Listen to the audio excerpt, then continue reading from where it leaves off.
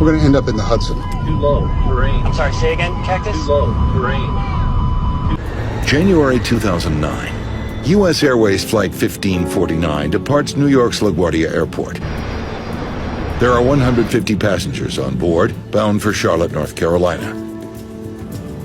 The aircraft took off uneventfully, and very shortly after takeoff, they lost all engines as a result of birds. I caught something out of the corner of my eye, and slightly to our right, but still ahead of us, was a line of birds. And they were very, very close, too close for us to maneuver around. Whoa! After quickly assessing the situation, Captain Sully Sullenberger and First Officer Jeffrey Skiles realized that without engine power, they're not going to make it to any nearby airport. We're going to be in the Hudson.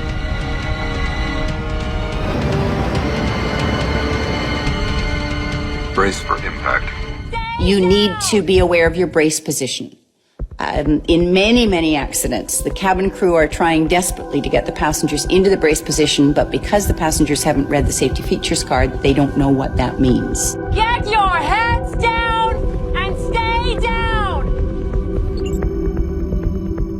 Proper brace position is knees together, feet flat on the floor, body bent as far forward as possible, with arms wrapped under the legs or braced against the seat in front of you.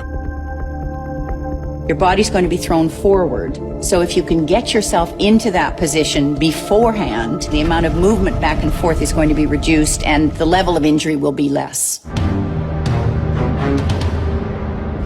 In the cabin, the passengers prepare for the inevitable.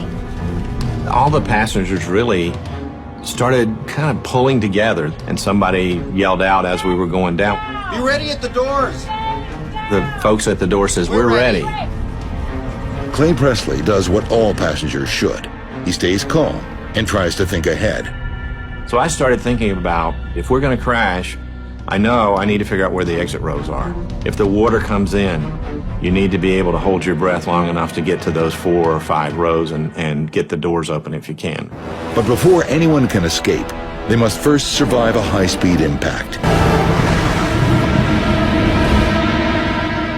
Looked like the airplane was going right for the bottom of the Hudson River. Then the airplane popped up, and it was just sort of gently rocking in the waves.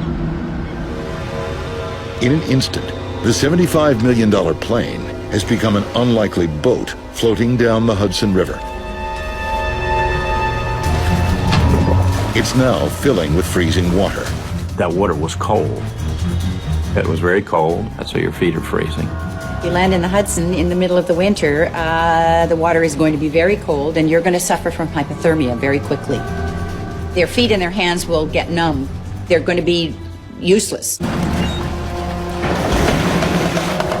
Passengers nearest the exits open the doors. I just jumped up very quickly and started making my way to the emergency door. And so I worked my way out onto the wing, just a few steps to start with.